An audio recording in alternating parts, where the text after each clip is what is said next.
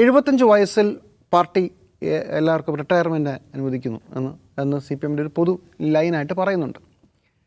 ഈ 75 വയസ്സായി കഴിഞ്ഞാൽ പിന്നെ അയാൾ എന്ത് ചെയ്യണം?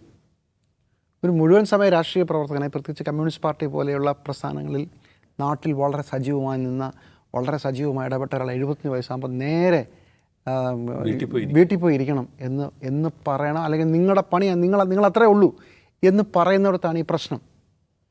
അത് സുധാകരനെ പോലെ ഇപ്പോൾ നമുക്കറിയാം, കഴിഞ്ഞ തവണ തോമസ് ഐസക്കായാലും സുധാകരനായാലും പാലക്കാട് നിന്നുള്ള AK ബാലനായാലും ഇവരാരും തെരഞ്ഞെടുപ്പിൽ നിന്ന് അവർ വെട്ടി നിരത്തപ്പെടും എന്ന് പ്രതീക്ഷിച്ചതല്ല.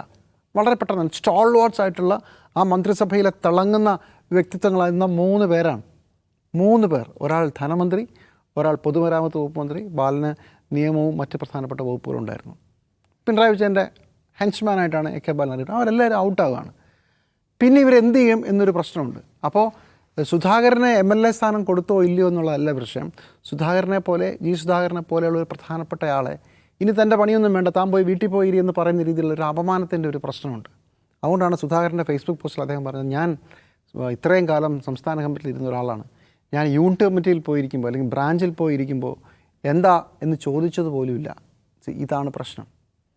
നിങ്ങൾ ഒരാളെ അധികാര സ്ഥാനങ്ങൾ കൊടുക്കുന്നില്ല എന്ന് പറയുന്നതും അയാളെ ഞങ്ങൾ തിരിഞ്ഞു നോക്കുന്നില്ല എന്ന് പറയുന്നതും തമ്മിൽ വളരെ വലിയ വ്യത്യാസമുണ്ട്.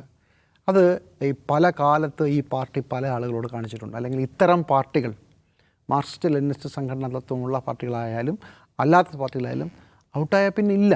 ഇപ്പോൾ തെന്നല ബാലകൃഷ്ണപിള്ള എന്ന് പറഞ്ഞിട്ട് ഒരു KPCCയുടെ പ്രസിഡന്റ് ഉണ്ടായിരുന്നു. തെന്നല ബാലകൃഷ്ണപിള്ളയെ മാറ്റി മുരളീധരൻ വരുമ്പോൾ തെന്നല ബാലകൃഷ്ണപിള്ള വായുവിലേക്ക് അപ്രത്യക്ഷമായി പോവുകയാണ്. ഒരു മനുഷ്യനായാലും ചോദിക്കുന്നത്, ഒരാളും അയാളെ മൈൻഡ് പോലും ചെയ്യുന്നില്ല. ഇതുപോലെയാണ് സീതാറാം കേസരി AICCയുടെ പ്രസിഡൻ്റായിരുന്ന സമയത്ത് സോണിയാഗാന്ധിയെ കൊണ്ടുവരുമ്പോൾ സീതാറാം കേസരി പിന്നെ പറഞ്ഞാൽ എന്നെ ഒരു മുറിക്കകത്ത് അവന്മാർ പൂട്ടിയിട്ടു ഈ പ്രശ്നം ഉണ്ടാകാതിരിക്കാമെന്നാണ്. ഇങ്ങനെയാണ് നേതൃത്വം മാറുമ്പോൾ ആ മാറിയ നേതൃത്വത്തോട് കാണിക്കുന്ന ഒരു രീതി. ഇതാണ് സുധാകരനെ വല്ലാതെ ഹേർട്ട് ചെയ്തത്. ഉറപ്പായിട്ടും ഇത്തവണ സുധാകരന് മന്ത്രിസ്ഥാനം അല്ലെങ്കിൽ ഇലക്ഷന് മത്സരിക്കാൻ സാധ്യതയുണ്ട് എന്ന് അദ്ദേഹം പ്രതീക്ഷിച്ചിരുന്നു. അതുകൊണ്ട് തന്നെയാണ് പിണറായി വിജയൻ നല്ല മുഖ്യമന്ത്രിയാണെന്ന്, ഈ സർക്കാർ വീണ്ടും വരണം ഇതെല്ലാം പറഞ്ഞത്.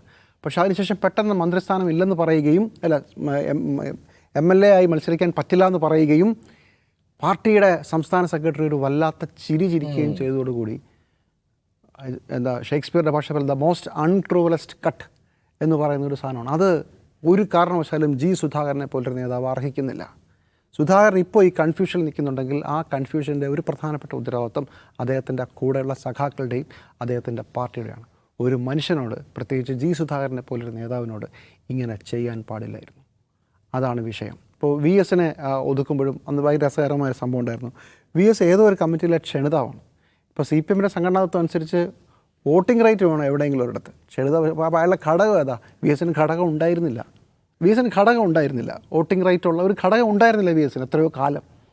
ഇപ്പം ഇതാണ് പ്രശ്നം. കുറച്ചുകൂടെ കമ്പാഷനേറ്റ് ആയിട്ട് നിങ്ങൾ ആളുകളെ ഡീൽ ചെയ്തില്ലെങ്കിൽ ഇങ്ങനെയൊക്കെ വരും.